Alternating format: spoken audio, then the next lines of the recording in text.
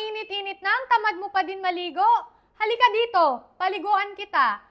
Joke lang po. Ano nga ba yung heat stroke? Ito ay isang kondisyon kung saan nag-overheat yung mga katawan natin at umaabot yung mga temperatura natin ng 40 degrees Celsius pataas. Anong madalas na cause nito? Maaring ito ay dahil sa na-expose tayo ng matagal na panahon sa mataas na temperatura o kaya naman dahil sa mga strenuous activities o yung matinding physical activities. Naku, anong mga simptomas nito? Andyan yung pagkakaroon ng mainit na katawan at pamumula nito.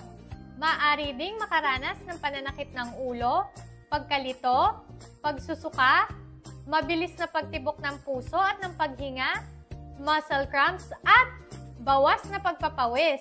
Anong gagawin pag may nakitang inatake ng heat stroke? Dahil maaari itong makamatay, kailangan dali na kagad sa ospital o tumawag na kagad ng ambulansya. Pero kung kinakailangan pang maghintay, dalhin muna sa malilim na lugar yung tao, painumin ng tubig, i-elevate yung paa, at mag-apply ng cold compress sa katawan. Lalo na sa bandang leeg, kilikili, at singit. Paano makakaiwas dito? Uminom ng maraming tubig, iwasan munang lumabas kapag tirik yung araw, pero kung kinakailangan lumabas, magpayong o kaya naman magsuot ng sombrero, at mag-sunscreen. Iwasan mo din magsuot ng makakapal at masisikip na damit.